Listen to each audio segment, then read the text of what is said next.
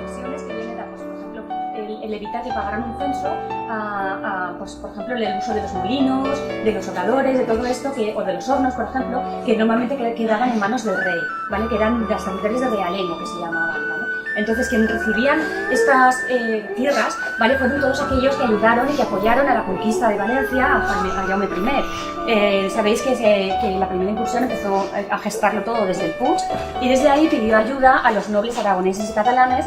Bueno, vinieron bastante, ¿vale? Ya veréis en los paneles, explica toda la tipología de repobladores que vinieron al Reino de Valencia y explica pues, cómo se dieron a los nobles, también a las órdenes eclesiásticas, también a órdenes militares, como podría ser la del Temple o la del Hospital, que también apoyaron la conquista.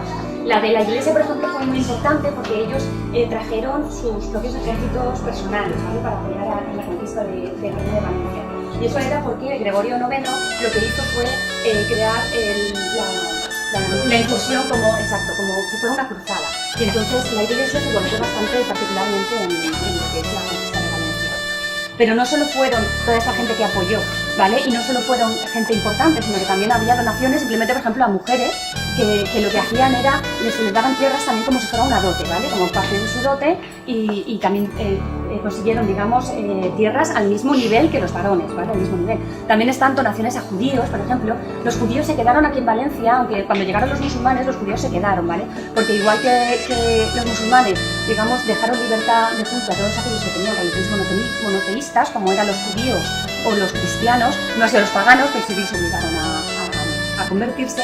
Los judíos se quedaron en tiempo de los musulmanes, estuvieron aquí. Y cuando llegó la conquista, mantuvieron sus posesiones. Algunos se fueron y otros mantuvieron sus posesiones, que sobre todo eran aquellas tierras que habían dejado los judíos que se habían ido, ¿vale? Pero que para que veáis que no solo fueron grandes nobles los que se quedaban con la tierra, sino que también, debido sobre todo a una escasez de población, ¿vale? También hubo una diversidad de gente a la que se le dio esas tierras, ¿vale?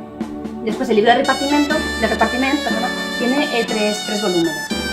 Dos de ellos hacen referencia a la ciudad de Valencia, lo que es la propia ciudad, las casas de la ciudad y después toda la zona de alrededor, la huerta valenciana, y después otro volumen que hace referencia a todo el reino, que es en el que estaría incluso, ¿no? la alquería de Farnás, que ahí no me voy a meter porque aquí hay demasiada sabiduría y demasiados historiadores para meterme. Yo creo que ya me estoy metiendo demasiado, pero bueno, me podéis corregir en cualquier caso. Bueno, y después está, ¿qué es lo que se donó? Pues se donaba desde, pues eso, aquí en Valencia, desde lo que eran las casas, se repartió por barrios, entre aquellos que habían ayudado a la repoblación según sus orígenes, pues estaba el barrio de Barcelona, el barrio de Tortosa, el barrio de Teruel, ¿vale? Después toda la zona de alrededor, toda la huerta de Valencia, que se daba también con las casas, ¿vale? Y después estaban otro tipo de donaciones que hacían referencia a castillos, a torres, por ejemplo, alquerías, como en el caso de la Pobla de Farnás, ¿vale? O sea que había una tipología bastante amplia. En el caso de las tierras, siempre se dieron darse tierras de diferente tipo. Igual cogían tierras de regadío, el nivel departamental le ganaban tantas hectáreas de regadío unido a tanta viña, por ejemplo, y unas cuantas tierras de cultivo, ¿vale? O sea que normalmente eran de diferentes tipos. No solo se dieron también a personas particulares, sino que también se dieron a pueblos enteros, a localidades enteras que se venían a la Pobla y que a Valencia y que formaban, o sea, eran los concejos, ¿vale? No solo había una persona, sino que el pueblo entero, una localidad, se quería trasladar y conseguir una zona de tierra. Como aquí no tengo la chuleta que estaba en la exposición, no sé si me estoy dejando a alguien, pero bueno, más o menos es eso, ¿no? El estamento militar, yo creo que ya está. Es que yo contaba con la chuleta y ahora no tengo la chuleta delante, pero bueno, yo creo que no me he dejado nada. También estaban los pueblos de altura, por ejemplo, las torres, pues según fueran de vigía o de refugio, normalmente se utilizaban de refugio. Los musulmanes, por ejemplo, utilizaban los castillos como defensa, lo utilizaban como refugio, pero normalmente era una zona amurallada con una alberca en medio, que es donde sacaban el agua, digamos, y lo utilizaban para refugio, para los pobladores y para el ganado. Después ya vino el tema de refugiarse también como defensa, para defenderse. Tener en cuenta que la población que vino aquí era muy poca, hubo muchos problemas para repoblarlo, y que la población musulmana era muy abundante, muy abundante. Entonces, ¿qué pasa? Que había rebeliones importantes y muchos de los pobladores cristianos que se vinieron pues temían ese tipo de rebeliones, ¿vale? Entonces, pues digamos que se fomentaba el que se asentaran aquí en las tierras. Un ejemplo de eso fue, por ejemplo, los artesanos, eran uno de los que más conseguían regalías, o sea, que eran sobre todo pues, eso, los hornos, los molinos, los obradores, las tablas de pescado, de carne, y era básicamente porque, claro, al irse, no es que se expulsara, sino que al huir tantos musulmanes y dejar las tierras, sobre todo ellos, que eran los que llevaran los menesteres de artesanía, de cuero, etcétera, pues digamos que lo que hacía Jaume I con este repartimiento era fomentar que llegaran esos artesanos y por mantener un poco, digamos, la economía del territorio. Estaba muy por encima del tema, ¿vale? Pero bueno, por lo menos ya nos hacemos una idea de todo el reparto que se hizo en esa época, que duró desde el 37, bueno, el final podemos llegar hasta el 50 y pico, ¿no? Pero al 52 creo que es. Pero bueno, lo interesante es que en el 37 ya se empezaron a conceder tierras incluso antes de la conquista, que fue en el 38.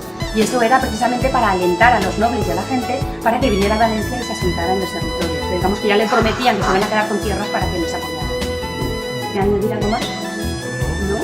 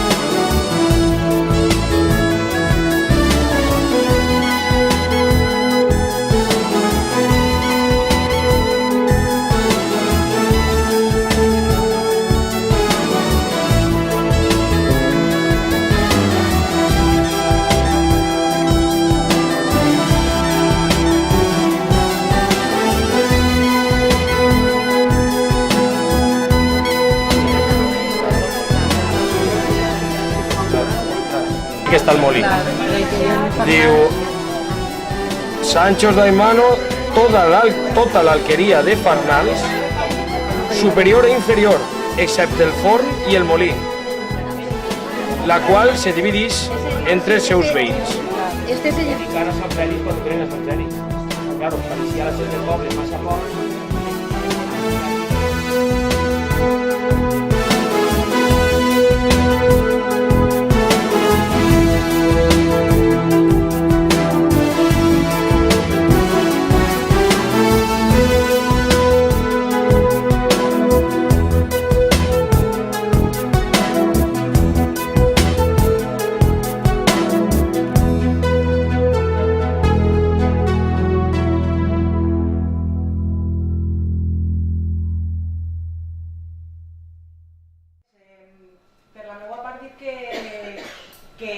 Tampoc no hem d'enganyar-nos, la Pobla de Farnals mai ha sigut el centre del món, no tenim un gran monestir, no tenim catedral, ni jaciments arqueològics, cap llaurador ha tropeçat per sorpresa en un bus memorable mentre feia cavallons, però jo ho va dir Estellés que els amors fan l'amor i les històries la història. Al igual que els nostres amors, que les nostres parelles, el nostre amor comú, uns amors comuns, planers, són grans perquè són nostres, la nostra història menuda és important precisament perquè és nostra. I per això l'hem d'estimar i conèixer-la. A mi me fa molta gràcia, jo soc psicòloga infantil i m'agrada molt les xiques, i me fa gràcia a les xiques quan diuen, quan comencen a tindre curiositat de com se van conèixer els seus pares, com se van enamorar, com eren nòvios, no? I un poquet, aquesta curiositat que tenen per les coses xicotetes, la mateixa curiositat tenen per les coses xicotetes del seu poble, de com se veia abans este carrer, qui vivia així, quines coses se feien, com va néixer el barri. Crec que han de conèixer les històries del seu poble perquè és el que xafen, és el que veuen, és el que viuen. Hem de saber aprofitar aquesta curiositat que tots tenim per les coses més properes. Reivindicar, per tant, la tasca de persones com Julio, que ens permet, a través de la nostra història, apropar-se a la història. I convidar-los a tots a estendre aquestes històries que avui ens contaran així perquè estem més ens donen identitat com a poble. Aprofitar també per reivindicar el dret de les persones de tindre l'oportunitat d'apropar-se a la història, d'apropar-se a la cultura i a l'art, que ens permet anar de lo local a lo global, que ens connecta amb el món real o imaginari i que ens permet ser més lliures en les nostres eleccions vitals. Personalment, m'agrada haver començat aquesta ruta històrica a la biblioteca, una porta que ens porta a tants altres mons, un espai que en este poble pensem que ha estat infrautilitzat i que volem recuperar-lo i fer-lo de noves propostes. Per això vos convidem a les activitats que se fan a la biblioteca el proper dia, els dies 28 i 30 es faran contacontes arran a la nit de difunts o la creació del segle d'amics de la biblioteca del dia 24. Res, un poquet, tornar a agrair a tot el món estar ací, tornar a agrair a tot el món l'interès i sobretot que el que avui se conti ací, que segur que serà molt interessant, que després isca per aquestes portes i ja veig que tots teniu el llibre, després farem examen aquí segur del llibre, Vos convide a gaudir de la presència de Julio, de que Enrique i Julio vos poden contar. Moltes gràcies.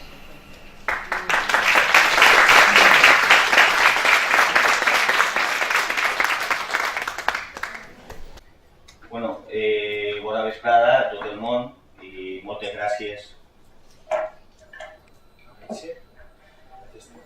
Moltes gràcies perquè, miren, no se pot valorar, no se pot voler, no se pot respectar i no se pot utilitzar en aquest respecte que es mereix un poble si no es coneix. Igual que als nostres fills, si no el coneixes, si no has estudiat un poquet com és, el que necessita, etc., podràs dir que el vols molt, però no el podràs tratar bé. El nostre poble és el mateix i la Pobla de Farnals pressuposo que se ho mereix. És impossible, ja has dit Enric, és impossible crear un projecte polític si no se té interès per el patrimoni històric. Perquè, miren, el patrimoni històric i la història no és un capritxo, ni és qüestió de jo he seleccionat això, la iglesia, tal qual. No, no, és que el patrimoni històric és tot allò que des de la prehistòria mos ha donat les possibilitats, els recursos que al llarg del temps han fet possible el que som ara mateixa, la Pobla de Farnals. Entonces no n'hi ha ninguna contradicció en valorar, en respetar, en recuperar el nostre patrimoni i el present, perquè el patrimoni, l'horta, les séquies, la religió, les festes, tot això és el que seguim tenint en l'actualitat i seguim actuant gràcies a tot aquest patrimoni que han fet possible els nostres ancestres, els nostres avantpassats, sense ell no era possible. O sigui, que estudiar la nostra història, el nostre patrimoni, és saber qui som i tindre la possibilitat, quan tu saps qui és quan pot dir com vol ser. Quan tu no saps qui és, i passa això en molts grups polítics i tal, simplement actuen per capritxo i no actuen en consciència i per la comunitat humana, en particular la Pobla de Farnals o el qualsevol poble que siga. Per això és tan important recuperar i valorar el patrimoni històric. La Pobla de Farnals no és una cosa. La Pobla de Farnals és un organisme viu que va néixer en un moment determinat i necessita que se la cuide igual que un xiquet, igual que una persona, i necessita que se valore, que se admire tot el que té, l'església, el molí, la Via Augusta, que és un patrimoni que teniu i del qual encara no sou molt conscients, Moratall, alqueries que hi ha, etc. Entonces, aquest organisme, per desgràcia, anava a dir que no sé per què, però sé per què, perquè en el segle XX s'han muntat uns prejudicis en què, el passat això no val per res, això. No val per res.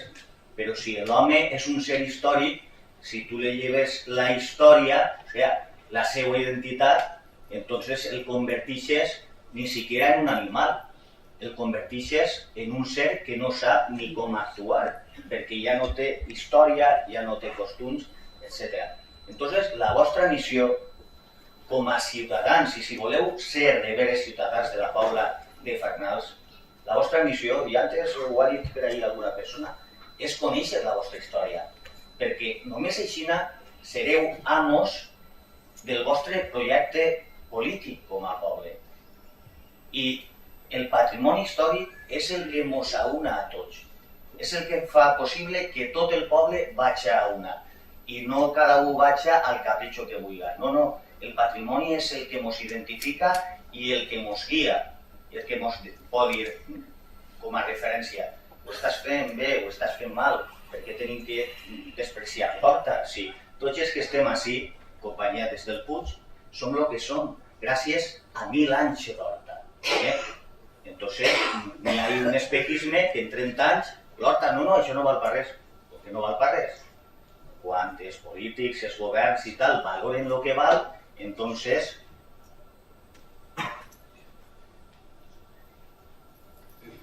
I com naix la Pobla? Pues la Pobla naix perquè n'hi ha unes circumstàncies, n'hi ha uns elements que fan possible que naixca. I un element fonamental que passa per el mig del vostre poble és la Via Augusta. La Via Augusta, que és un camí ja ibèric, però que els romans perfeccionen, se segueix utilitzant durant l'edat mitjana.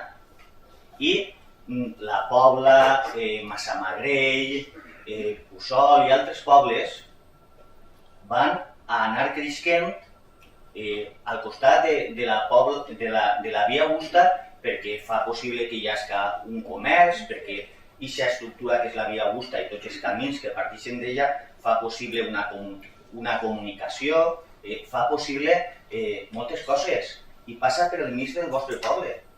Per això jo demano que aquest patrimoni de la Via Augusta, quan se faci qualsevol cosa a nivell salseado, etc., això deu de ser respectat arqueològicament i deu de ser cuidat. Això és la Via Augusta. Si ara anarem i arqueològicament es començarem a excavar ahir eixiria tot el passat, tota la història nostra, trosset a trosset, hasta l'etapa ibèrica, pràcticament eixiria, des de l'etapa romana. Entonces, això és un patrimoni que degueu valorar, perquè el vostre poble, un dels elements que el fa néixer és la Via Augusta, perquè no anaven a poblar un lloc on no n'hi havia possibilitat de comunicació, de comerç, per així passen les tropes, per així passa Jaume I, per així passa el Cid, per així passa Sertori, els romans... És la via més important en Espanya, sens dubte. I passa per el vostre poble. El que hi ha ara és filla de la Via Augusta, del camí reial, etc. I l'altre element fonamental, i en l'època del Cid ja se parla de sèquies en València, de que les destruïxen, així a conquerir, etc., és la red hidràulica. I sabem, gràcies a un document de 1240, que ja és un document que es fa, que estan en el Puig, dividint els termes i les aigües entre el Puçol i el Puig, i en aquell moment la Pobla i el Puig són el mateix, i avui en dia són cosins germans, o sigui que no som enemics, som amics. Les sèquies són les que van a fer possible que naixca tots aquests pobles de l'Horta. Perquè, mireu, que ningú s'equivoque, l'Horta no és algo natural, l'Horta és algo creat. Ja he dit que este poble i tots els pobles naixen, i com l'Horta és algo creat, si no ho cuidem, simplement acabarà desapareguent. Acabarà desapareguent això que ens ha donat de menjar durant segles i segles. L'Horta n'hi ha que cuidar-la. I l'Horta i la Pobla de Farnals naixqué fonamentalment per aquests dos elements. Per la Via Augusta i perquè en època musulmana ixa red hidràulica, que avui en dia anomenem la sèquia de Montcàs i en l'Horta Nord, pues, va ser possible. En 1240 ja sabem que arribava fins a Puçol, o sigui, estava la sèquia totalment feta. I bueno, i així podeu veure, així perquè ho han enformigonat tot, però este tros de sèquia pot tindre 300 i 400 anys fet, no.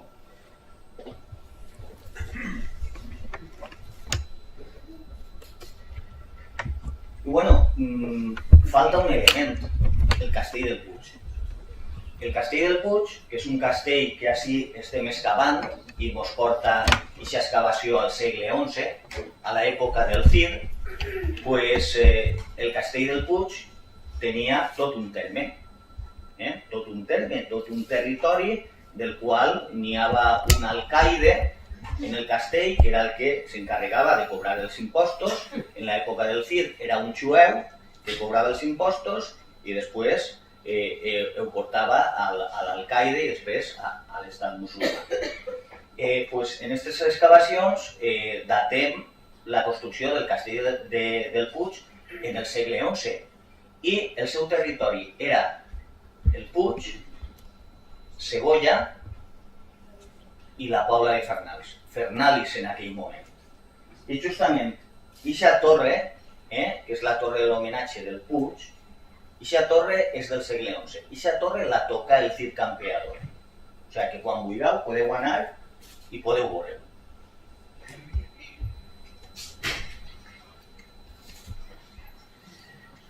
I una de les coses que he descobert en aquest temps, des que vaig escriure el llibre, és que el primer senyor del Puig i, per tant, de la Pobla de Fernals, en aquesta època, és el senyor d'Alpont.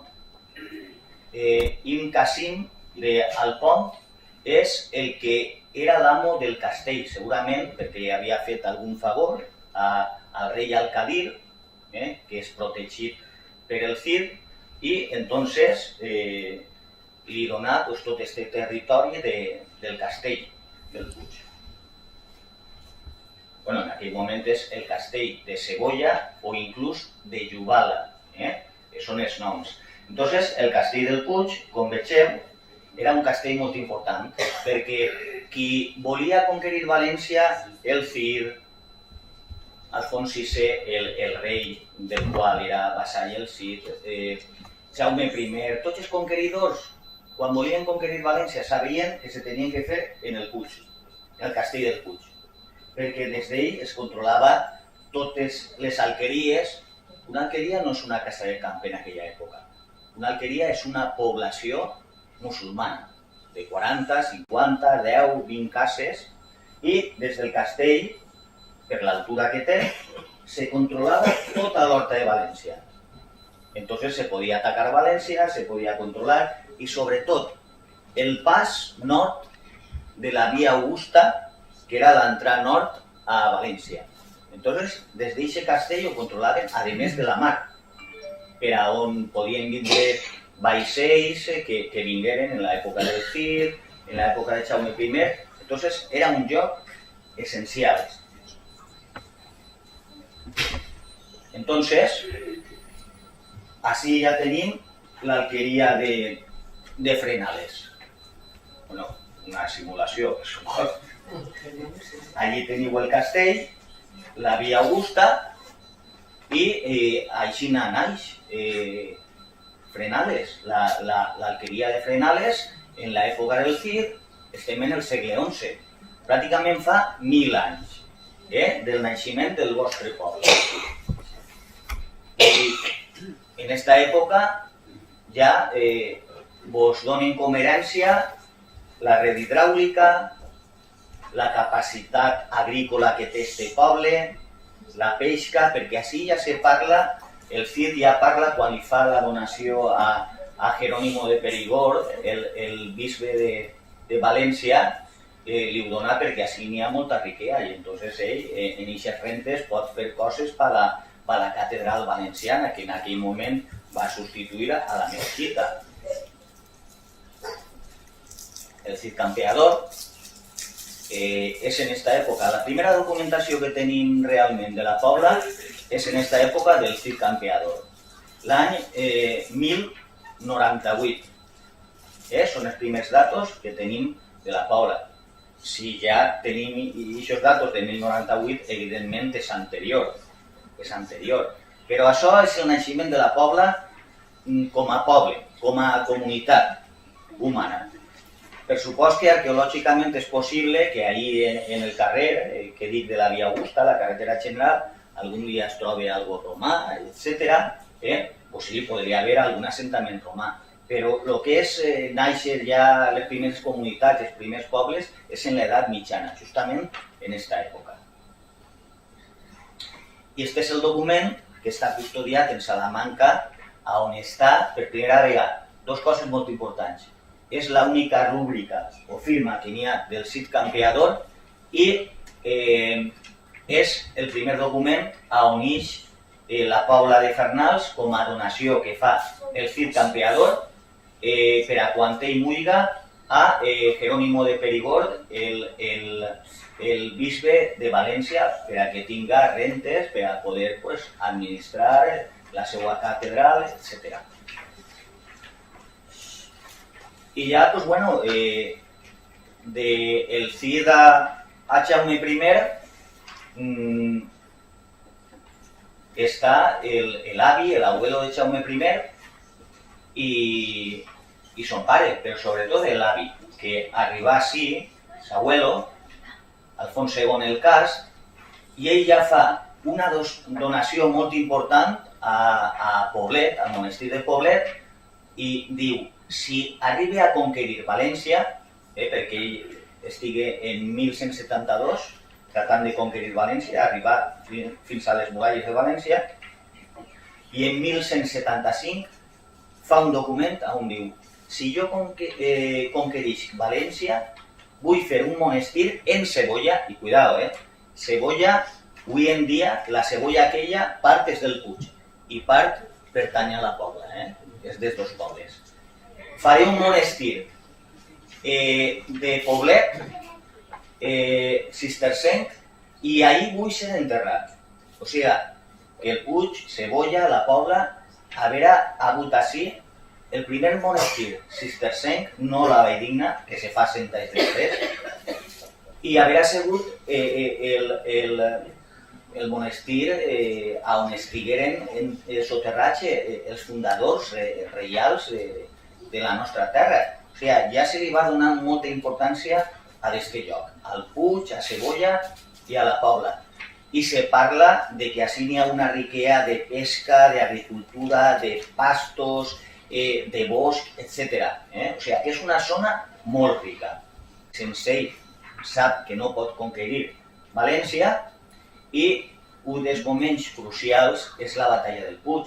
La batalla del Puig, l'exèrcit musulmà ve de Sogorb, de Xàtiva, de diversos puestos, i per supost, fixeu-vos que eren 11.000 cavallers i 600 genets contra uns 2.000 cristians de a peu i uns 100 i pico cavallers.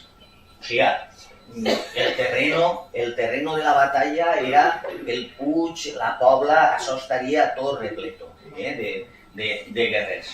I tant volia Jaume I i apreciava la importància d'aquesta batalla, que és el quadre de Jaume I que està en la Generalitat, així, vegeu una llum, ahí se veu la batalla, bueno, en el llibre se veu de sota, la batalla, perquè ell considerava que aquesta batalla del Puig era la que havia obert les portes de la conquesta de València. I veniu ara mateixa de veure el llibre del repartiment. Doncs este és un dels trossos que pertany a la Pobla de Fernals. Quan Jaume I, per cert, el llibre del repartiment es comença a fer en el castell del Puig. Allí es comencen a escriure-ho. I així fa la donació a Guillem d'Alcalà o d'Alcano. Però Guillem d'Alcalà o d'Alcano només té la Pobla de Fernals per uns 2 anys. Després sí que fa una donació que és la que ens interessa, en 1240. I fa ell una cosa molt important. que ell mana, que así ya no se parla de una alquería, se parla de dos alquerías musulmanes, la de dalt i la de baix, i demana que se dividisca l'alqueria entre els seus veïns. Per tant, així tenim el fonament de la Creu del Puig i de Moratall.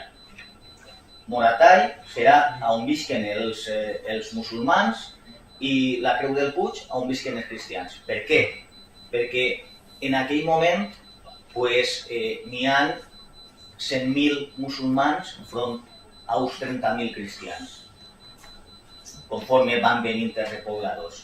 I en qualsevol moment que els hagué d'un atac musulmà, tenen que refugiar-se a on? En el Castell del Puig. Que un dels papers del Castell del Puig era oferir refugi a la població. Per tant, aquest és l'origen de la creu que queda al costat del castell en un moment de necessitat i els musulmans se quedaran en el que avui en dia diguem Moratall.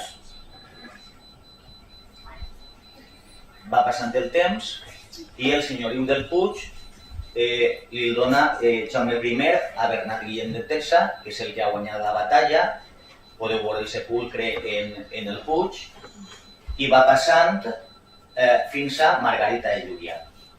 Ja estem en el segle XIV, 1345. I així hi ha un document on se parla de cebolla, de rentes que arrepleguen en cebolla, en fernalis, en la creu. Per tant, el fernalis ahir estan parlant de lo que avui en dia és Moratall, i la creu ja és pràcticament la creu, pràcticament en el segle XIII ja, però en el segle XIV ja la creu és la Creu del Puig com a nom. Per cert, mirant aquests dies, preparant tot això, he trobat un document on se parla del fossar dels sarraïns de la Pobla de Farnals. El fossar és el cementeri dels sarraïns de la Pobla de Farnals. I, bueno, això seria més o menys la vista que tindríem des d'ací de la Pobla, del castell, del xicotet monestir, perquè el monestir del Puig medieval era un monestir xicotet, la iglesia existia, perquè la iglesia se fa pràcticament només vindre Jaume I i ja existeix algo. Aquesta és la vista. Però hi ha un document de 1368 on ja el senyor del Puig és Reixos, el rei Pere el Ceremoniós, i ja se veu com estan fent allí una nova espècie de carta de població perquè s'igualen les coses, perquè resulta que és de la Pobla de Farnals, és de Cebolla, estan més atribuïts, o sigui, paguen més impostos, etc. I això ja és un dels motius que faran que els habitants de la Pobla, a poc, normal, puguin anar separant-se i tinguin el seu propi territori i ells governar el seu territori. Bueno, la convivència entre musulmans i cristians, al principi, per exemple, en el segle XIII-XIV, se deixa perfectament als musulmans de ras del bunyol, tindre les seues lleis, la seva escola, la seva mesquita, etc. Així en la Pobla pràcticament estaríem igual. Però ja a partir del segle XV, l'assalt a la moreria, etc., les coses se van complicant ja molt. I la convivència ja és molt difícil entre musulmans i cristians. I ja quan arribem a l'època de les Germanies, ahí ja és complicadíssim. I fan que se bategen tots els musulmans, en el qual se converteixen en moriscos, i l'assumpte de la Germania, com diu Viciana allí en el seu text, el cronista Viciana, va ser molt fort així en el Puig i en la Pobla, tingué molta força. Per tant, tinc raons per pensar que en aquest moment és quan desapareixen els moriscos d'ací, de Moratall, i Moratall queda despoblat. Però a més, així és que teniu un tresor. Això és la torre Vitxia del Puig, com estava, i i com està després de que m'empenyi en fer la restauració fa 22 anys. I esta torre era una torre que vigilava als pirates berberiscos del nord d'Àfrica, de Turquia, etc. I no us podeu imaginar, però els pobles com el Puig o la Pobla estaven totalment atemoritzats, perquè en un moment arribaven i s'emportaven a un muntó de gent, i impressionaven a un muntó de gent i se l'emportaven i després la venien o el que fora.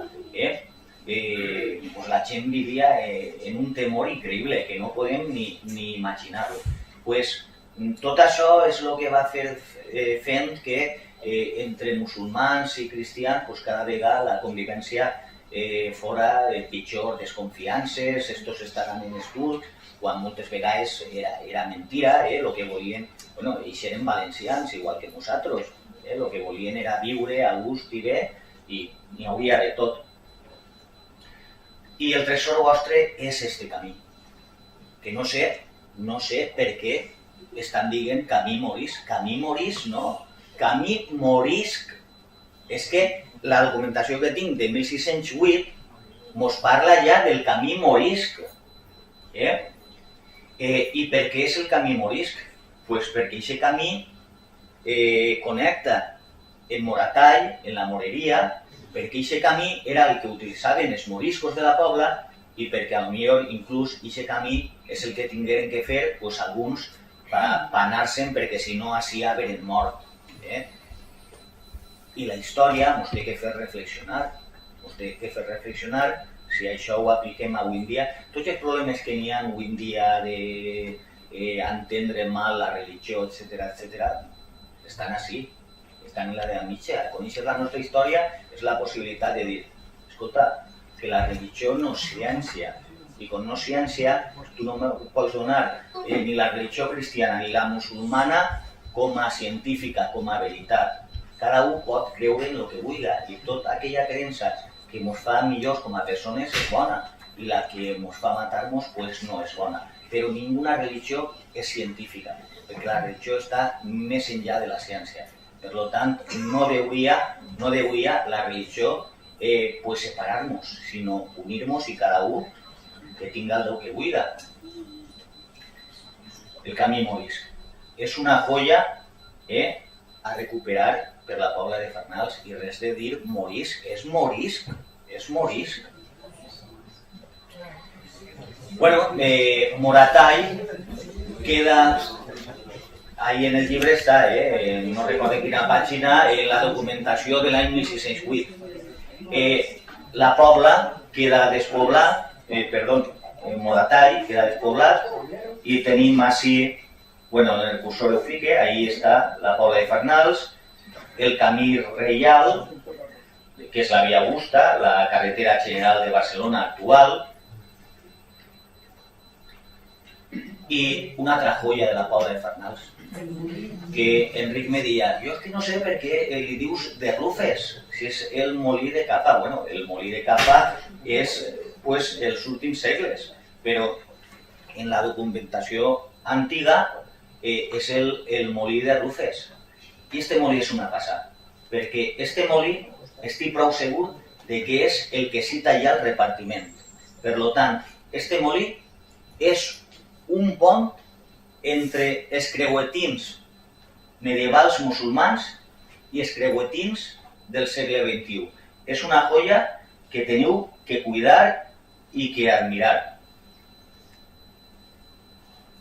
La caiguda d'aigua és de diversos metres, per això s'elegeix perquè tingueu una caiguda d'aigua. Un molí no se fa en qualsevol lloc. I evidentment aquesta caiguda la rep de la sèquia de Montcà, no d'un naixement d'aigua. Si estiguérem més cap avall, tindria que ser d'un naixement d'aigua, però ahir no crec. I bueno, pues arriba un moment que els habitants de la Pobla, que per cert en aquest moment, Cebolla era un poble, com la Pobla i com el Puig, i desaparegué. I la pobla estigui a punt de desaparèixer. El cronista Escolano diu que quedaven així 6 o 7 cases. Però anar pujant fins a uns 15 i entonces al tindre 15 cases, segons la jurisdicció alfonsina, ja podien dividir-se, segregar-se com a poble. Jo la veritat, no estic segur, però igual ficarem alguna casa de més. Perquè ho feien, a vegades ho feien. I entonces, en este document, que és de 1611, és on l'Audiència Reial dona permís ja per aquesta segregació total de la pobla. Bueno, total no és. És una segregació, tenen dret a un bobalar, a un justiciariat, no de tota la justícia, de coses civils, però no, per exemple, el merimperi, que ja és d'assumpte de condenar a algú a mort, etc. Però ja la pobla ja comença a tindre a travegar el seu Consell Municipal. I bueno, en aquesta època ja, en 1750 ja tinc documentació de que en Moratall, que és això, ja n'hi ha una quantitat de cases i ens diu Cabanilles que a poc és el lugarcillo va creciendo. I si llogaret, és un llogaret perquè depèn de la pobla de Farnals. Si haguera sigut més gran s'haguera pogut separar de la pobla, però era un llogaret, no tenia suficients cases.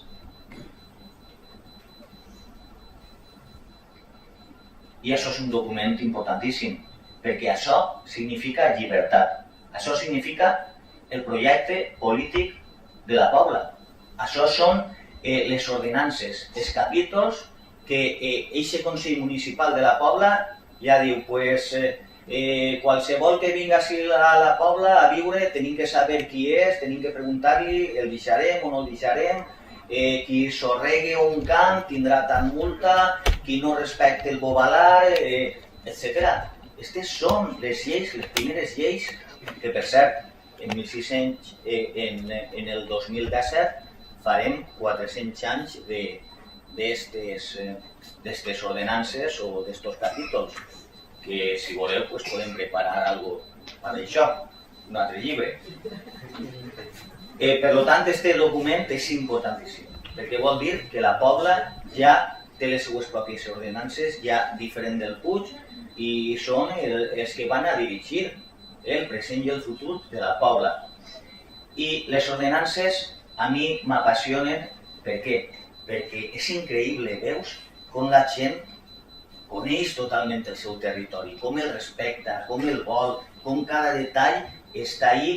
Avui en dia dius, ui, si això es porten els gossos a l'horta per pixar i per cagar i no saben ni per què va l'horta, doncs estos senyors amaven l'horta, amaven el seu poble, i per això de les ordenances n'hi ha molt que ha d'aprendre, n'hi ha molt que ha d'aprendre.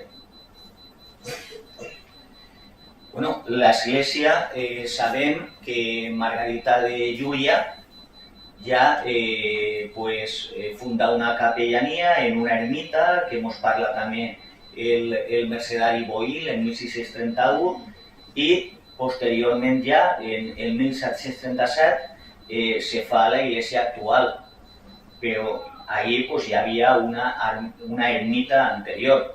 Que n'hi haguera una mesquita, no ho sé, però una mesquita és fàcil que tingui allí la cimentació en Moratall. I bueno, el patrimoni vostre el teniu que cuidar, el teniu que respectar, i per supost, la gent del poble, que és l'ama d'aquest patrimoni, pensa que l'Ajuntament deu de facilitar, deu de donar facilitats, pagant menys impostos, el que siga, perquè aquest patrimoni el volem tindre, però si és una persona particular, n'hi ha que ajudar a aquestes persones fent alguna cosa, perquè aquest patrimoni és riquesa, és turisme, és defendre el que som i la nostra identitat. I aquesta casa, per exemple, deu de ser de les primeres que s'habitaren quan Moratall es comença. El Moratall és despoblat, però allí queda l'estructura de la moneria. I és una de les primeres que possiblement s'habitaren. Mireu, heu ficat el cursor dalt de la finestra, mireu les ratxoles que ens porten al segle XVII perfectament o més anterior. Mireu les ratxoles. Entonces, Moratall és una joia. És una joia que teniu que apreciar i que teniu que demanar-li a Diputació diners, etc., perquè tot això se defenga. Clar que sí. I quan se faci alguna cosa, n'hi ha que buscar un seguiment arqueològic i si alguna casa se va fer alguna cosa, un seguiment arquitectònic històric, etc. És el vostre patrimoni. Si no el cuideu vosaltres, qui el va cuidar? Eixa és una reixa antipirata. I esta és una de les primeres cases que estan dibuixades en un mapa que teniu en el llibre de 1811. Això és una joia. Mireu les ratxoles, mireu. La reixa eixa és una passada.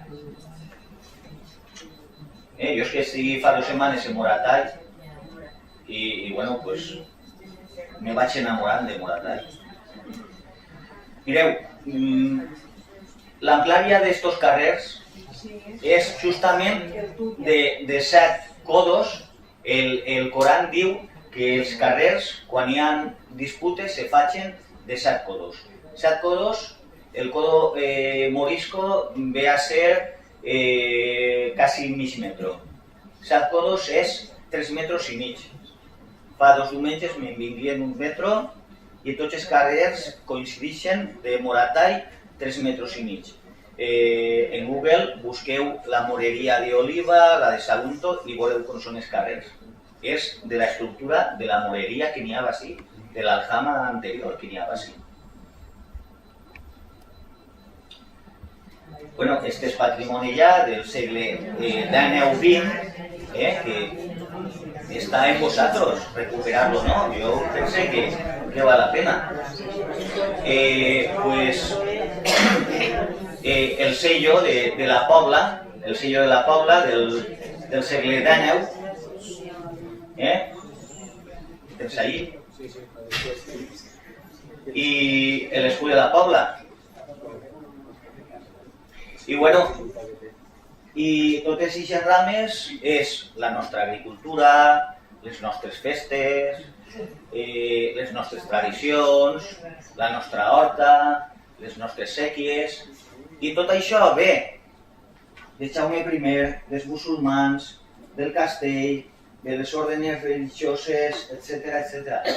Tots ells són els que han fet possible el que som en l'actualitat.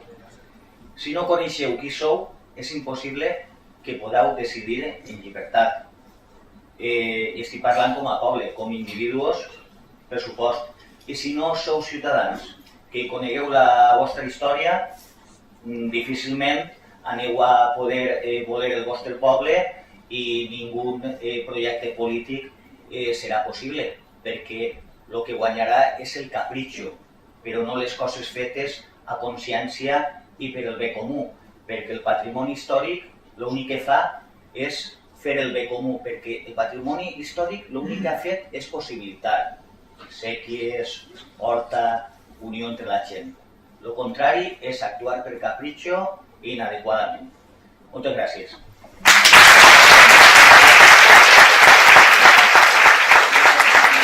El poble, personalment, en el meu nom, perquè vos tinc que dir, no crec que acabe jo la tesi doctoral mai d'este poble, perquè la farà Julio Samuel Badenes, segur.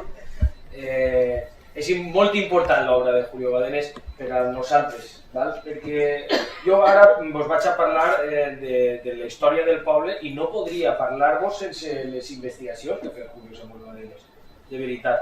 M'he passat la setmana pensant en això i l'altre per veure com anava així i resulta que se m'oblida de com fer l'exposició, així que improvisaré una miqueta per fer-ho el més didàctic possible. Anem a parlar, fonamentalment, vaig a fer l'exposició en dos tramos. Un d'ells anem a parlar dels mites i les imatges de la Pobla de Farnals i, per últim, la imatge de la Pobla de Farnals en el seu escut, en els seus escuts i setgells. Per tant, un poc de sigil·lografia i un poquet d'història. Bé, com que teniu totes i tots els llibres, pues si me deixaré uno aniria i avançaria. Ja veia que uno dels que tinc ahí ja me l'ha agarrat la càmera, que ja no puc utilitzar, ¿vale? I també segur que algú tindrà internet per així. No? Algú tindrà internet en el telèfon mòbil, molta gent major no, probablement no. Però si algú té internet m'agradaria que me fera un favor. Fem així interactiu, no? Si me podeu mirar en internet, xina, ràpid, i a les tecles fiqueu la Pobla de Farnals, pues si serà la Wikipedia, la pàgina web de l'Ajuntament no. Mireu la de Wikipedia, per favor. Quan la teniu? La teniu?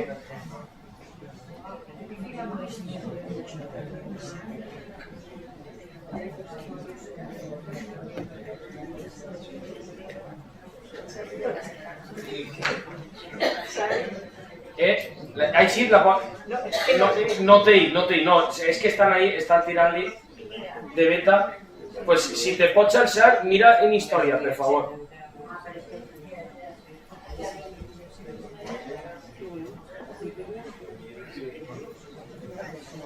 En historia. Ocupa la iglesia parroquial, frente a la fuente de Caduz. Los únicos vestigios de antiguos poblamientos son los materiales romanos hallados en prospecciones subacuáticas en la zona de la playa. Suficient.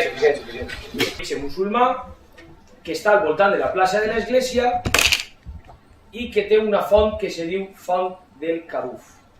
Això és el que sabem del poble. S'han repetit tantes vegades les mateixes coses que al final quan uno pensa en el poble segueix pensant que se diu Farnals, probablement per un moro. És que no se sent. Per un moro. A veure si el moro se sent. A veure. Pues sí, resulta que tenim un origen musulmà. A este home li dirien Alfarnals i al voltant d'una alqueria que estaria al voltant de l'església. I s'ha repetit, i és mentira. I és fals. Per què és fals?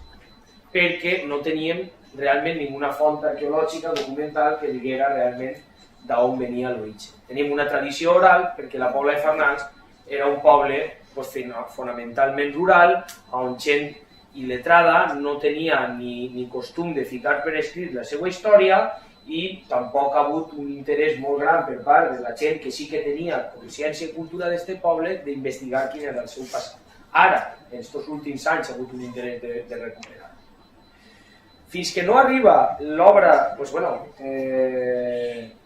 a les meves mans, l'obra de Julio sobre la història del nostre poble, hi ha un altre document preciós, la veritat, i recomanable, que és una xoia, de veritat, que és este, Apuntos históricos de nuestra parroquia. Se feu en 1989, crec que és 89, en la commemoració del segon centenari de les relíquies de Sant Fèlix. Fins al moment, jo me l'he llegit un muntó de vegades, de veritat. Me l'he llegit moltes vegades perquè és un document entranyable, en el que s'explica algunes de les coses del poble que si no fora per aquest document és que no les tindríem, perquè clar, després de la Guerra Civil se cremaren gran part dels arxius que n'hi havia, no queda res, i què ens quedava a aquella època si la majoria no sabia ni llegir ni escriure. És a dir, així el senyor Retor tenia algunes notes que ens han pogut valer. Però fins al moment teníem una alqueria de Farnals, però en l'any 1098, en aquestes donacions que fa el Cid a Jeroni de Perigord, que l'havien dut, venia de Toledo, i l'havien, era territori de moros, l'havien dut a fer bisbe de València, i fixa't tu que de Perigord, o sigui, de França, l'havien dut l'home. I diuen, pues, per pagar-te el que costarà la construcció de l'església i totes les despeses i tal qual, pues se li dona l'alqueria de Frenales. Nosaltres li diem Pobla de Farnals, però fa 1000 anys se li dia alqueria de Frenales. 200 anys després, perquè el Cid fou segur senyor mentre visqué, segons Jaume, segur senyor mentre visqué, però quan va morir les tropes musulmanes se tornaren a apoderar de la ciutat de València i estigué durant 100 anys més sota domini musulmà fins Jaume I que conquerís València, com ja sabeu, el 9 d'octubre de 1231. Bon, quan Jaume I, ahir des del Puig, se dedica a fer les donacions, apareix la alqueria de Farnalis, de Fernales a Farnalis. En quin nom se queden? És Frenales o és Farnalis? Seguim sense saber molt bé què és això. Com a nom musulmà, Farnal, us pot sonar a Farnal, però per aquesta F aspirada, però normalment això no mos diu res. No és un nom famós, o no és un nom usual, Farnals, des de luego. Quan hem mirat en documentació al voltant de Farnals, no és ni nom propi àrab, des de luego, en tot cas seria hispano-àrab, i no és tampoc en la documentació de la que disposem, seria únic, l'únic cas. El que sí que existeix és fenals o fenales en castellà. I què vol dir fenals o fenales? Un camp d'heno, de fenc. Clar, si tenim en compte que estàvem al costat de la via Augusta i que probablement per arribar a València se parava per així antes d'arribar a València, se separava i l'endemà potser s'entrava en la ciutat, hi havent fondes, que són aquesta zona precisament més alfassar, també significa la fonda de l'Esparter, una coneixina, massa és la casa d'hostes, i siguent això que estava en la via Augusta, doncs així podria ser que aquests fenals foren el lloc on pastaria l'animal, descansaria abans d'entrar a la ciutat de València. Podria ser, és una hipòtesi, no està del tot clara. El que sí que és difícil és que Farnals existira com a tal. El que existeix és una alqueria que ja a finals del segle XI se mos cita i que probablement siga un poc més antiga, no sabem exactament quan. El que sí és que ja tenim 1000 anys d'història com a poble. En el segle XIII, fent ahir un vot històric, ja tenim dues coses. No només una alqueria de Farnals, sinó dos. Una que està dalt i altra que està baix. Què és dalt i baix? Estem parlant de dalt en sentit d'altura seria el molí, al voltant del molí. És possible. És possible. És a dir, sequi amunt, sequi a baix. És possible que fora d'això. I al voltant del molí estigui el primer nucli de població musulmana i que la part de baix fora l'altra alqueria, o grupet de pobles. No ho sabem. El que sí que sabem és que l'any 1345, en el segle XIV, en la donació de Margarita de Llúria, apareix alqueria de la Creu de Cluche et Farnalis. I dius, caram, la Creu i Farnals. A què se refereixen Farnals? La Creu ja sabem on està. En els mapes posteriors on hem vist ja apareix la Creu del Puig i el Moratall. Però on està Farnals? Què és Farnals? Amb tota l'evidència, Farnals és el Moratall. Per tant, este poble podem dir quasi amb total seguretat que o bé una de les dues alqueries originals, la de dalt o la de baix, una d'elles és el Moratall. Per tant, és el Moratall el que està d'aniversari, té un mil·lenni d'antiguitat i és per estar ben orgullosos de lo poquet que tenim, però que ja complim més de 1000 anys. Poquet, vellet i ben volgut, com els abuelos, xicotet ja, menudet, però ben volgut.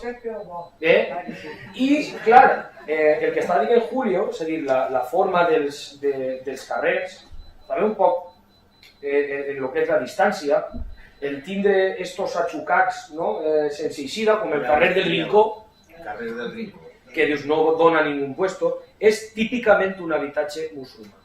Mos faria falta encara saber si com a alqueria tenia un albacar i un hissen, que se diria la torre defensiva, això no ho sabem, el Musero sí la té. De fet, en el llibre de fets, després de la batalla del Puig, un dels setges que fa Jaume I és a la torre de Museros, el castell de Museros, que algú recorda que ja el tiraren a baix. La torre de Museros és el que quedaria, o el castell de Museros, el que quedaria d'aquesta fortificació. No sabem si la Pobla de Farnals tindria aquesta fortificació o almenys un albacar que defenguera. És fàcil. És fàcil. Encara seria agosarat, ojalà algun dia escarbant se puga trobar. El que sí que és cert és que per la proximitat a Jubala, que algun dia Julio ens explicarà la polèmica que en el seu llibre El castell de la Patà explica molt bé, que està Sebolla i està Jubala. I Jubala estaria a mig camí entre el Puig i la Pobla de Farnals. Hi ha una partida que ara se diu del Xoncar, abans seria de Sebolla, fins al segle XIX, jo he vist documents en què apareix partida de Sebolla, i allí s'han trobat restes de ceràmica tal qual. Fou important perquè el CIP feu això de la seva operació. Ahí feu la població de Sebolla. S'ha perdut al segle XIV per les pestes i les guerres en Castella i tal, s'abandona totalment. I tinc la sospita que probablement part d'aquest material vinguera a la Pobla de Farnals, perquè ja no ne queda ninguna casa i anirien disputant-se-lo per fer marxes o per reconstruir cases. És sospitós aquestes cases de pedra de Rodeno, que estan més prop de la pedrera del Puig, probable que fora més fàcil agarrar aquestes pedres de reutilitzar aquest material. I clar, tenim la Pobla de Farnals en PH. Pobla de Farnals, fins al moment, fins al segle XVII, no se pot dir poble, perquè què és poble? Quan se diu poble és un tipus de document per el qual se fa una crida a que se repoble de gent. S'havia buidat i se tenia que plenar de gent. Fins al moment se parla d'alqueria de Farnals, del joc de Farnals, locus Farnalis, no és exactament un poble fins que al segle XVII aconseguís la segregació del Puig. Aleshores se fa una pobla. Com ve a dir Julio de nou, la Pobla de Farnals se queda buida i pràcticament està a punt de perdre la seva possibilitat d'emancipar-se del Puig. Però en el moment en què se fa pobla ja ens està sospitant que hi ha un intent de repoblar. I jo l'altre dia que estava en la porta de l'església estaven dient, bueno, que és una carta pobla i aquestes coses. I jo dic, mira, què ho compararé? Jo dic, això és com una VPO, jo dic, perquè s'enterem. S'havia quedat la meitat de cases buides perquè els moros els havien tirat i feia falta que vinguera gent així. De quina forma? Donant unes garanties a que el que vinga, o tindrà unes exencions d'impostos, o tindrà uns certs privilegis sobre els territoris, sobre el bogalar. Bogalar és on pastava l'animal, perquè com no n'hi havia neveres en aquella època, l'animal venia al millor de Teruel, estava pastant, havia perdut pes i estava menjant fins a recuperar el pes, i llavors el carnisser el matava. No el podia tindre tampoc en casa, el bogalar, o altres emprius que se solen dir, el molí, el forn. Doncs això és el moment en què ja, el que estem parlant és que és el moment en què deixa de ser joc o alqueria, va convertir-se en Pobla de Farnals. Ja no tant per el moratall, sinó probablement per el nom original, Farnals, l'alqueria de Farnals. Farnals o Fornals? Ahí és on anem. Farnals o Fornals? En un document que Julio ha passat ahir, apareix... Sí? Per això, perquè ho havia fet més interactiu en el telèfon mòbil. A veure si tens el mapa. Crec que és... Molt bé. Moratall i Pobla de Fornal. Fornal, Pobla de Fornal, en francès, la Creu. Si no, probablement per el nom original, Farnals, l'alqueria de Farnals. Farnals o Fornals? Ahí és on anem. Farnals o Fornals? En un document que Julio ha passat ahir, apareix... Molt bé. Moratall i Pobla de Fornal. Fornal, Pobla de Fornal, en francès, la Creu. De Sagunt. Altra de les coses que diuen, batalla de Sagunt, quan va allà als camps eliseus de França, està l'Arc del Triomf preciós, el que ha pogut estar i el que no, ho pot veure en fotos i tal, i apareix Sagunt, però la batalla de Sagunt no se va combatre en Sagunt, se va combatre entre Puçol, com se veu bé ahir, estaven els dragons, apostats entre dragons, un tipus de cavalleria i utxera. El Puig i la Pobla. Exacte. O sigui que fou així, Sagunt perquè era el poble més important, però com sempre hem viscut a la sombra entre València i Sagunt, sempre s'hem perdut un poquet el que tenim. I apareix ahir Fornal, en 1808. En 1829 apareix Sebastián Miñero, que fa una compilació de tots els pobles d'Espanya i Portugal en 1829, també li diu Puebla de Fornals. Puebla de Fornals.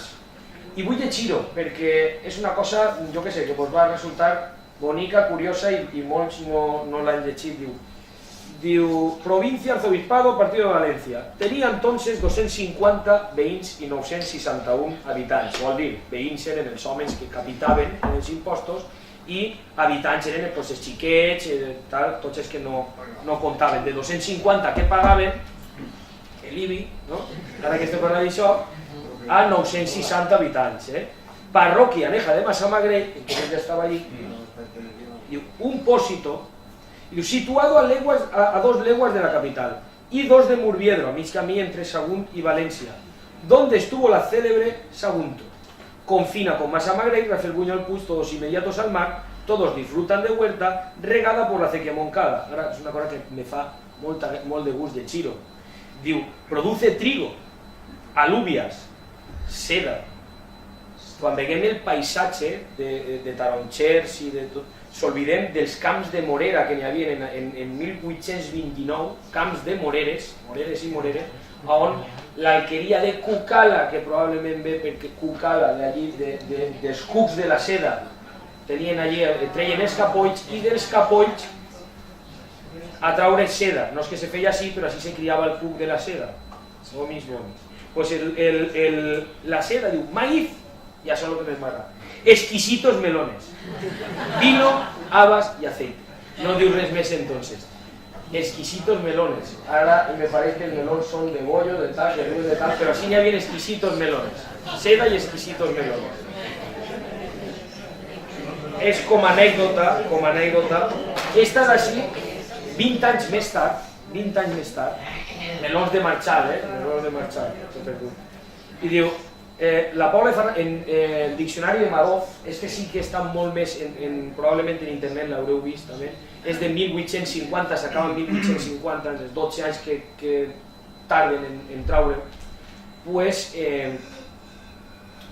se fa una descripció dels pobles que n'hi ha 20 anys després, i diu, el clima és saludable, diu, forman la població unas 60 casas, son vientos del este y del oeste, lo baten, y las enfermedades más comunes, tercianas e inflamaciones. La terciana era la malaria, parlant avui en dia així clar, era una epidemia, els mosquits de la Marchal, y tiene 167 casas, inclusa la de la cárcel, per lo que parlaven de la segregació, i hi havia una càrcel així en el poble, 2 posades, i així algú encara estarà parlant de les posades que estan al costat de l'església, una d'elles. Escuela de niños, a la que concurren 20, dotada de 1.350 reales, y otra de niñas, asistidas por 30. Tot el món ara estarà pensant en l'escola que n'hi havia en la biblioteca. Pues no. Con 725 reales de dotación. Ja veus tu, menys xiquets, més dotació, més xiquetes, menys dotació, perquè se feu càrrec de com s'escrivia en l'època. I diu, servida por un vicario, y diu, y un cementerio situado en el centro de la población. Estem parlant de 1850. L'escola on estiguera no era on estava, on la gent més major del poble record, sinó que estem parlant que allí estava el cementeri en 1850. Però encara diu més. Diu, y ahora va en el centro de la población, y diu, los vecinos se surten de una fuente que hay en el pueblo y otra en su término llamada Caduf. No havien llegit fa un moment en internet que dia que al costat de l'església n'hi havia una font tal qual, pues me pareix que estava en el término, no estava en el poble la font de Caduf, i n'hi havia una font, i diu, cuyas aguas son buenas, no seguis llegint. L'altre mite del poble, hem parlat del nom, del Moro Fornals, no se sap molt clar, hem parlat si era la Pobla, on estava l'alqueria, I ara l'últim, la font del Caduf. No sabem, estava en el término, són saludables sus aguas. Si tenim en compte que el nucli original de la Pobla de Farnals és Moratall, i que probablement la població original tindria una font propera, ja me diran vostès a on pot estar la font original, i ahí sí que tirem de tradició. I ahí ja ho estan dient, carrer de la Font. Carrer de la Font. Però, aquest carrer, evidentment, entonces, si tenim el carrer de la Font, que durant el franquisme se digué José María Marquès, carrer José María Marquès, després canviar a la Font. No per res, sinó perquè quan se vingué la transició no s'haguera pogut ficar, no sé, carrer Constitució o carrer qualsevol cosa, però un senyor del poble tragué, m'ho han dit este matí, en una canya que tenia un paper enrotllat dins de la canya i tragué aquest document, era carrer de la Font. De la mateixa manera que el carrer Túria seria carrer Picando i n'hi haurà que averiguar per què se va perdre i se va. Però tenim el carrer de la Font i al cap del carrer de la Font, probablement entre la Font i Pilota, esta vesprà m'han comentat d'una senyora que la canyera, la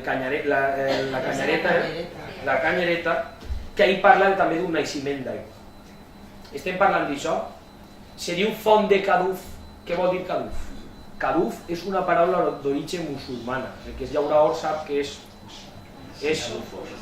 en lo que en castellano se llamaría sifón, un sifón, una canalització que fa colze i que la pressió que entra per un extrem fa que isca per l'altre superant l'obstacle. Per cert, la sèquia de Montcada també superava el barranc del Carrasset mitjançant un caduf enorme, un caduf. Font del Caduf. Què podria ser exactament la font del Caduf? Una font que estaria canalitzada.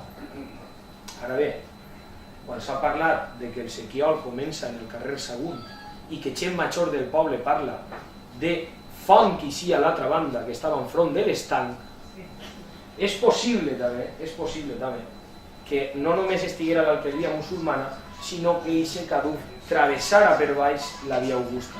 Ja que estem dient si podia ser cert o no.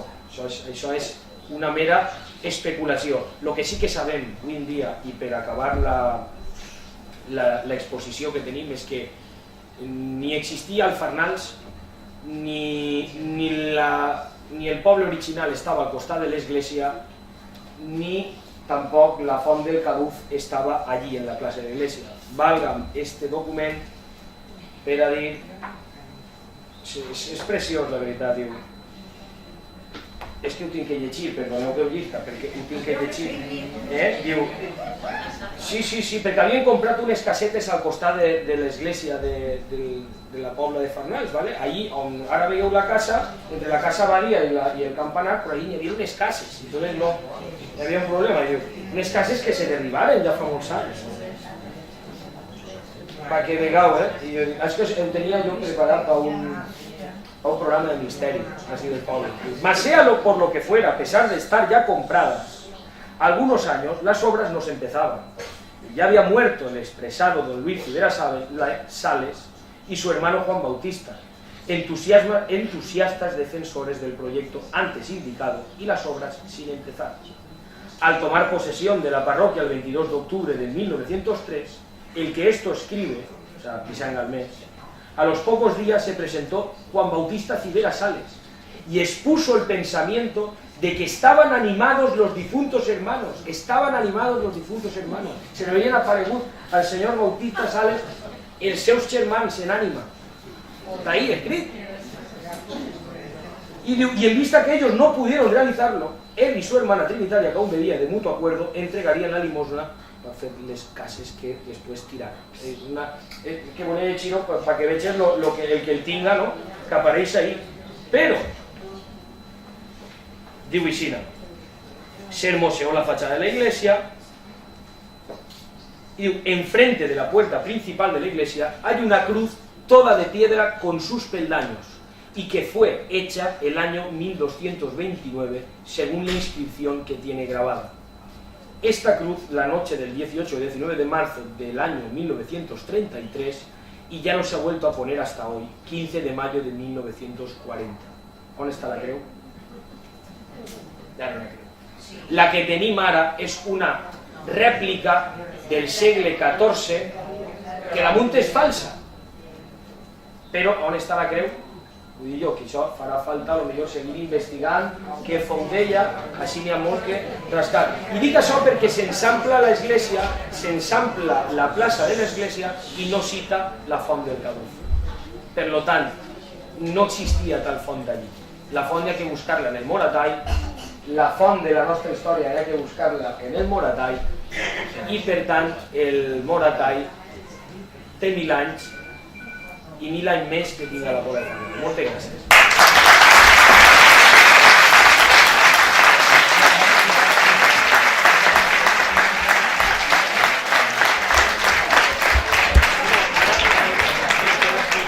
Pues, anem a parlar del setxell i escut de la Pobla de Farnals. Sabeu molts de vosaltres que antigament en l'escola municipal estava presidint un escut que crec que el tens a continuació i que ara decora l'entrada del nostre poble, no sé si se veu bé així, en el qual, això estava en la part de dalt. No se sap exactament quin és l'origen exacte de l'escut, però tot fa sospitar que el disseny que replega és un tipus d'escut quadrilongo, se diu quadrilongo apuntado, i per aquestes escotadures d'ací fan pensar que es tracta d'un escut del segle XIX. Segle XIX que durant l'època de la restauració, coneguda com l'època de 1876 a 1823, a la dictadura de Primo de Rivera, o 1831 pròpiament dit, des d'Alfons XII fins a Alfons XIII, i aquest període de temps se li coneix com la restauració monàrquica, perquè hi hagué una primera república i després vingué una restauració de la monarquia que durà durant els regnats d'Alfons XII i XIII. Per la tipologia pensem que és d'aquesta època. Molts escuts i sellos d'aquell temps tenen aquesta forma. I ajuntament constitucional. El setxell diu Ayuntamiento Constitucional. Sabem que no pot ser anterior del segle XIX perquè en les Corts de Càdiz de 1812 és la primera vegada que se parla de Constitució, la PEPA, el 9 de març de 1812, dient la PEPA, i abans no se parlava de Constitució. Però per la quantitat d'escuts que sí que estan datats i que sí que els he pogut contrastar, després són de 1876 en endavant, este probablement ho siga. Per tant, en quant a descripció, seria d'aquesta època. En aquesta època el que n'hi ha és una moda afrancesada, és a dir, que de la tradició dels escuts heràldica, de la tradició heràldica espanyola, de la corona d'Aragó i de la corona de Castella i semblants, s'utilitzava un tipus d'escut anomenat quadrilongo, que és el que actualment té la Pobla de Farnals, perquè després estic mirant a Vicent perquè sap perfectament que des de l'última llei que n'hi hagué al voltant dels símbols d'identitat, l'escut ha de ser un escut espanyol, és a dir, que la part de baix la té en forma de rebava. Si tinguérem així un escut, la Pobla de Farnals no té escut, no el té, seria redó. Este d'ací se trata d'un escut quadrilongo apuntado, d'origen o de moda francesa, que estaria timbrado, té un timbre, en una cimera, o sigui, el yelmo del rei que està mirant cap a la seva dreta i per tant mos parla de que és una figura règia, és a dir, pot ser o un gran duc o un rei, el que siga. Dalt de la cimera té una corona oberta de 5 puntes, perquè vistes de front o de costat una corona sempre se li veuen 5 puntes, no vull, mira el programa, sempre té 5 puntes, i dalt un drac alat o vibra.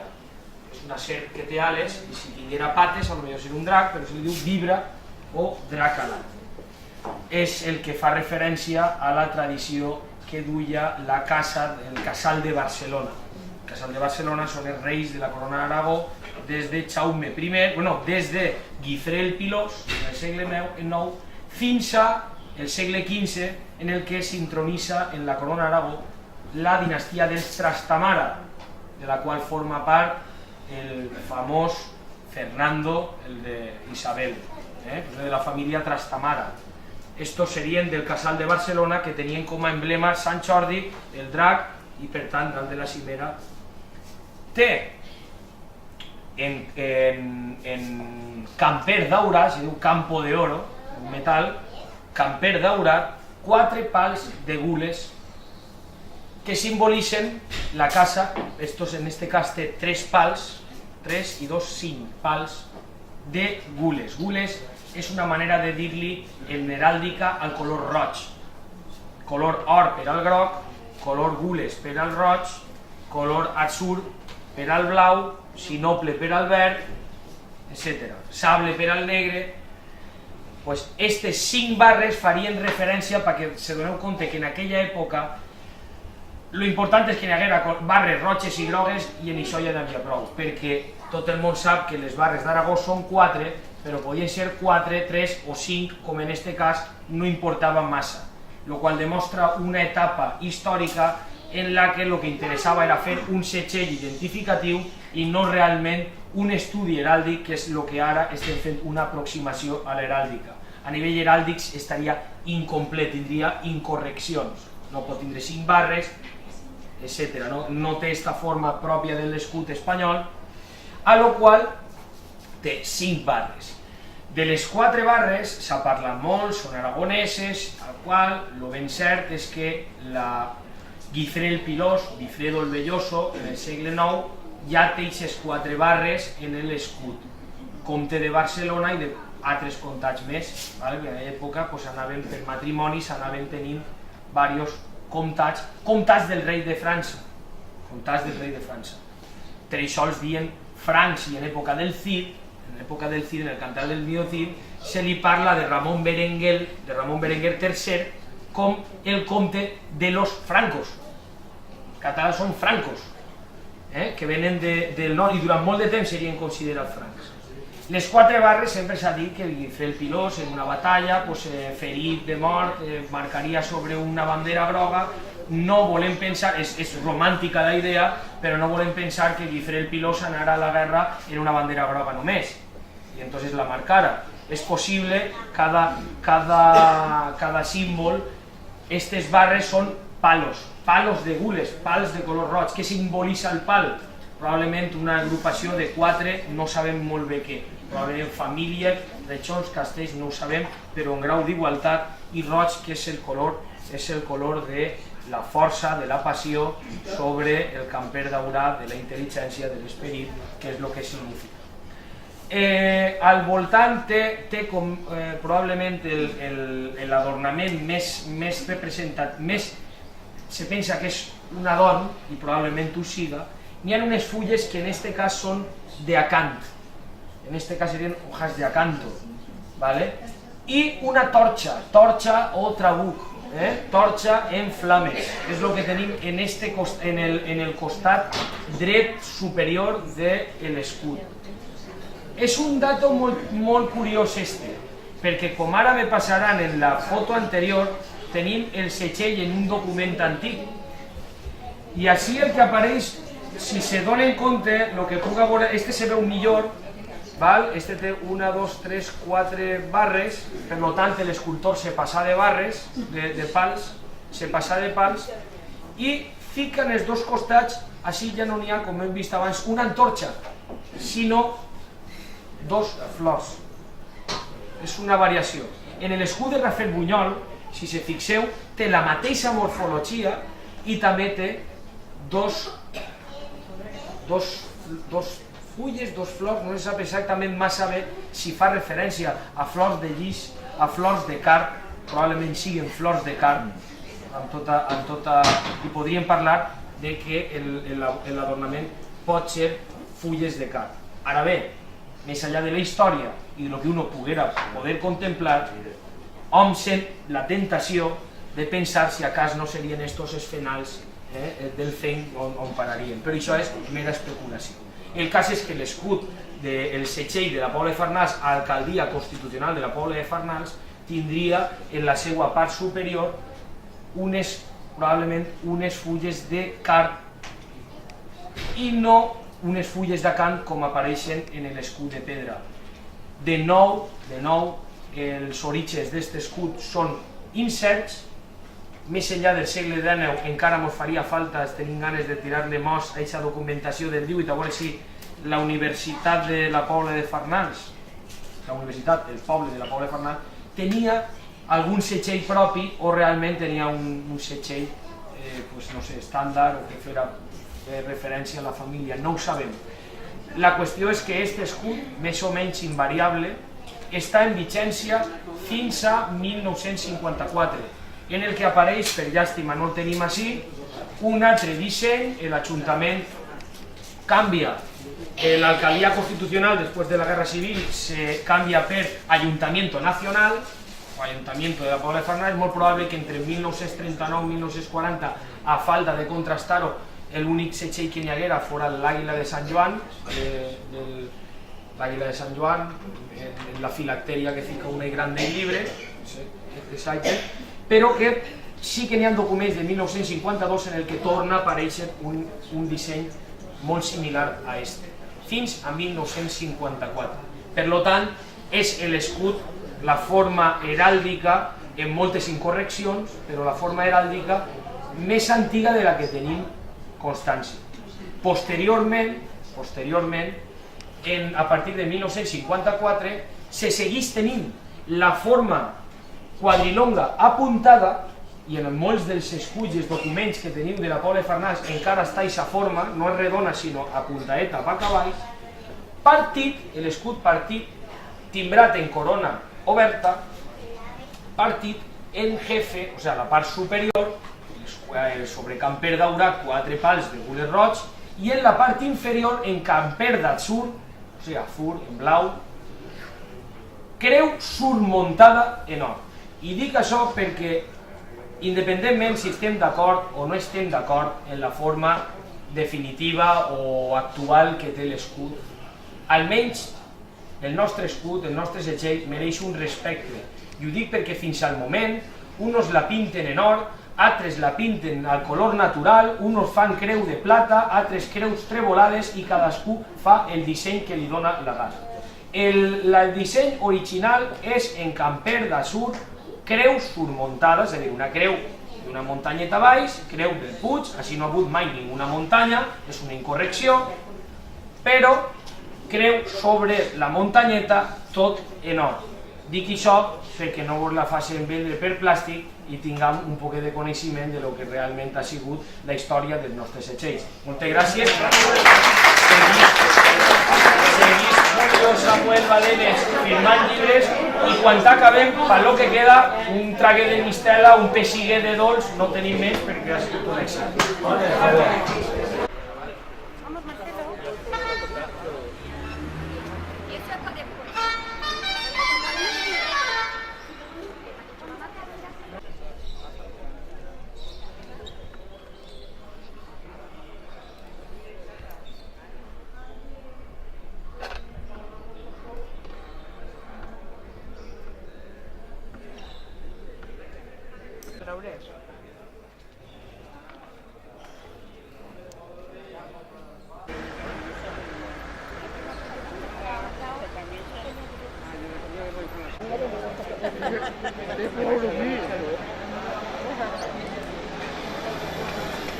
La mía es chiquitina y de poca categoría.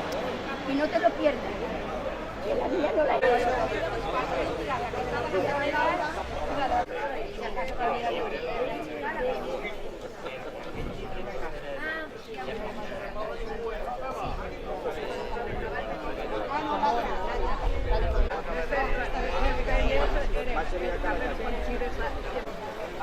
Esto de Mafre, la mar de Mafre.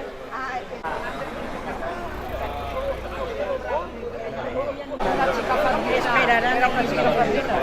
Yo sí que sé. Sí, no mos tragues amb nosaltres, que tens totes les... Així anar per treure. Parleu de del costat i de davant. Parleu de del costat. Que parles de les cases. Jo no me'n recordo. No, jo me'n recordo que eren ciruelats, el que tenia davant de ma casa. Se trenca el tobillo i això, Taronxers. juguem-la així a la... Això estava més pa que el Fèlix, no? Per on estava la plaça del circular. Una sèquia. Sí, Sí. la cera. I estava més amunt. I d'aquesta banda plantaven pimentons. No, però mi maruja la grande i tot això. Per ahí n'hi havia una senda i se n'anava per allà que feien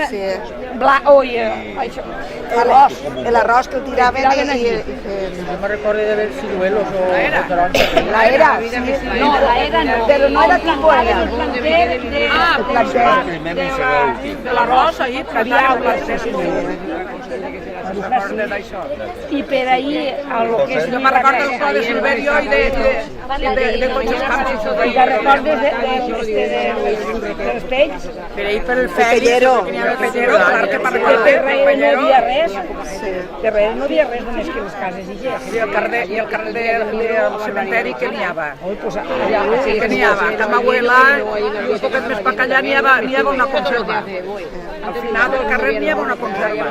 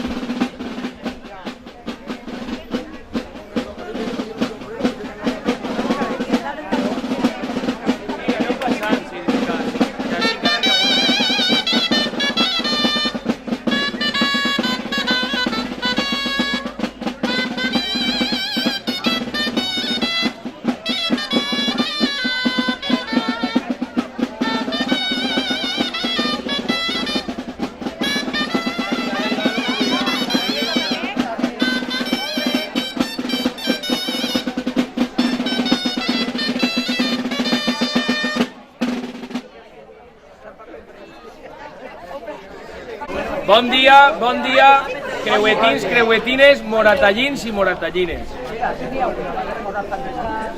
Benvingudes i benvinguts. Tinc l'honor en nom de la Corporació Municipal de l'Ajuntament de la Pobla de Farnals, tinc l'honor de descobrir unes plaques que anem a fer en commemoració als 1000 anys d'història que té este poble. La història començava ben prou d'ací, començant en el barri del Moratall, i esperem que siguen del vostre agrado i de recordatori per a les generacions que vinguen que nosaltres podrem ser un poble menut, però som un poble orgullós de les nostres arrels. I per a immortalitzar-ho i que quede per a forasters i propis, anem a procedir a descórrer la placa commemorativa d'estos 1000 anys i que vinguen 1000 més. Gràcies.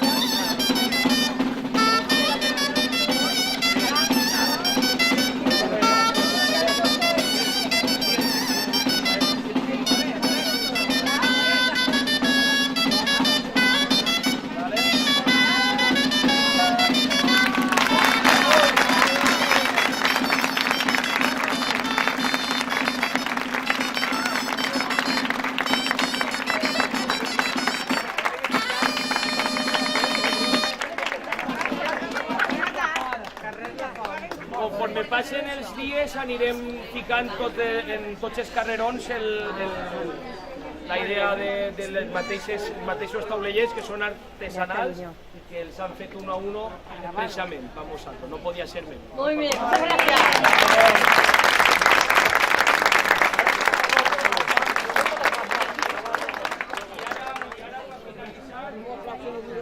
Ara per finalitzar, Pirotècnia Lluc, en recordatori i homenatge del primer mil·lenni, mos obsequia en una mascletà que, bueno, és una prova que mos han dit que si és bé, pues a veure si recuperen les mascletats en la plaça de l'Ajuntament.